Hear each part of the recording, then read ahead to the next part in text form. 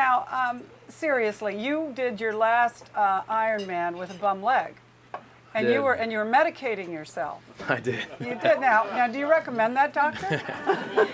Well, this was last year, last October, not too, I guess, just about a year ago, and I'd heard from NBC. They said, Andy, we're going to cover you. You're going to be one of our featured athletes on the prime broadcast of the Ironman. And I said, wow, that's an honor. That's great. And I was able to show them around my dive unit and show them what I was able to do. And I trained hard for it. But I got this little, prick on my leg a couple days before the race, and it kept getting bigger and redder. And I had a big fever. I imagine what you call a little prick, I'd call a gaping wound, but anyway, and I'm go like, on. this can't be happening.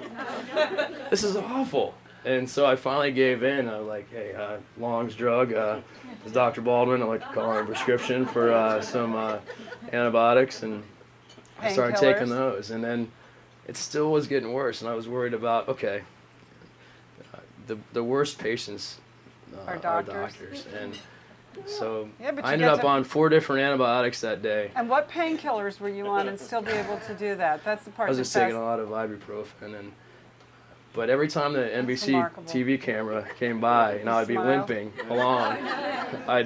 I'd muster up the strength and run and make sure I was passing the guy next to me and be like, yeah, You know how to perform. And then I'd be like, oh God.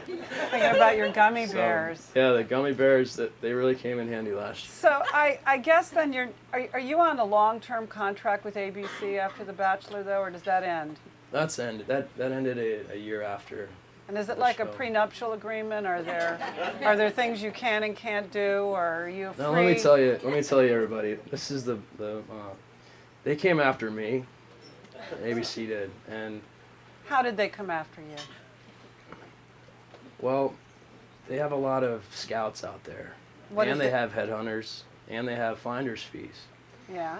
And sounds like Lana Turner, though nobody here will know what I'm talking about when I say that. But so it was in 2006, just around time of Ironman, that a woman that I was with, that we split up, and a certain gentleman who was a triathlete as well got wind of that knowledge and happened to know a casting person for The Bachelor and said, hey, Baldwin's single. And next thing I know, my phone is ringing off the hook, emails, everything. I'm like, come on, guys, I can't do that. And well, like, no, come on, just come to LA. Who called you first? Somebody from the show? Yes. And they said, we'd like you to be The Bachelor? Yes. Did you have to audition? No. Did you have to kiss people or something? No. There's so much kissing. Well, you know what? It's funny you mentioned that. Who remembers the prince, the Italian prince, Lorenzo? They would just go on and on like, oh, he was the worst kisser ever. Oh, this is behind this. And please tell me that you can kiss better than him. And who was telling you this? ABC? We want to know that you can kiss better than This was one of the executive producers. And well, how do they find out if you can kiss better than him? well, that was that was her way of trying to kiss me. I see. And I'm like, all right, Lisa, that's enough. So it literally just trust me is, on this one. Talk to my ex-girlfriend, all right? So it was important that you could kiss well. Yeah. So you went through an audition process, and then they tell you, we'd like you to be The Bachelor? Well, it was a process where I sat down with the president of ABC, with Steve McPherson, and with the VP, Andrea Long. And I said, why should I do this show? Why should I, as a physician, naval officer, who's worked so hard to get where I am, do this? I hope they paid you a lot of money. They didn't pay me a cent. You're kidding me. You do that for free? Well, let me tell you what. Okay. All right. I just come off of a relationship where I really, I wanted to get married. I was ready to, and I was frustrated by this woman. Yeah, but when does an opportunity like this come along? And I said, all right, you've never announced the candidate, who the Bachelor is, before you do the casting of the women. How does that make sense? They don't know who they're getting. So that's the first thing I demanded. That you be announced first? Yes. Yeah, okay. So they knew that they were getting a naval officer. I'm not a rich tire millionaire. I'm not a professional football player. And I was like, I want you to find quality women. Did you get to help pick? Exactly. Oh, you did. Were you able to submit some names? And I want to be, and I want to, yeah. You were? Like who did you submit? Was it the person you ended up proposing to? No. Oh, okay. Who grew up right by here, actually. One of the people you submitted, or the person you proposed to? I submitted you, Carol. I don't know what they were thinking. I'm afraid they rejected me on the basis of we won't go there. Come on, tell them about that phone call. But not only with the females, but yeah.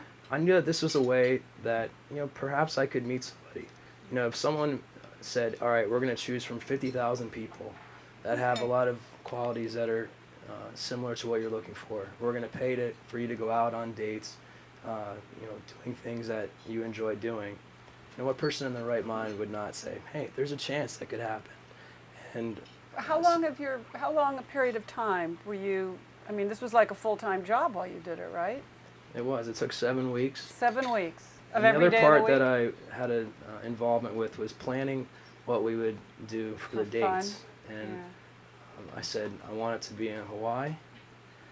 I want there to be a date that involves triathlon, one that involves the Navy, and also one that involves children and is for charity. You are, after all, looking for a wife. Yeah, And they balked at that. They said, oh, we've never done a charity date before. We don't know if that's going to work. I said, fine, I'm out of here. But Andy, how much did the producers, because, I most of what I watched on YouTube, and I'm not a big, I don't know a lot about the reality programming, but my assumption is that for every hour that gets on the air, they probably shot many, many more hours. Exactly. And a lot of it's ginned up, if not literally ginned up. How much drinking goes on to get everybody to do what they need to do? Well, this is a question that was asked at the table during lunch earlier. How real is it? And the only way I can respond to that is to tell you about my experience. And my experience was real. It was genuine. And that first night that you see in an hour and a half on television takes 15 hours to film. And that's the way it goes for 7 weeks. It's constant. And I think it really depends on the person who is part of the reality show. They try to tell you what to do. But are you always in the mood? No. There were times that I was like, you know what? I'm tired. I'm ill. I don't want to kiss. Well, it's not necessarily about kissing. And I would love talking to some of these women. They were smart girls. Like Tina Wu, who was a UCLA medical school grad, now is at Harvard Business School. Fascinating woman. Have you maintained friendships with your 25 women? For most of them. They're doing great. Except for the one you got engaged to, right? That didn't work out. Unfortunately, it didn't. We were together for about a year. And, but isn't the expectation that those relationships don't work out? Very few have materialized. How can you put a mathematical formula or an expectation on love? I'm not. I'm just saying. How can you do that, folks? But does love happen? Do you find love in So are you unique still heartbroken, Andy? Well, a tad. Really? And have you reached out to her to see if it could be resumed? And? I have. How recently? Like last night? Today. Today? And? I saw her on GChat. She didn't respond. Oh, well, then, to hell with her. You're in Washington now, Andy. There are lots of women in Washington. And do you think you might consider doing a recap of The Bachelor and basing it in Washington? Literally didn't recruiting. that just happen with the that girls' show here? I don't know about the girls' show. No, you know what, Carol? I'm focused on work right now. I'm not focused on relationships. But if you wanted a wife then, you must still want a wife now, right? No, I think it's all about timing. I think that it changes a lot. You're going to let it happen. As my younger brother says, who is happily married to a woman who I introduced him to, he said, you can't look for it. It'll come across when you least expect it, and slap you across the face, and you'll say, wow.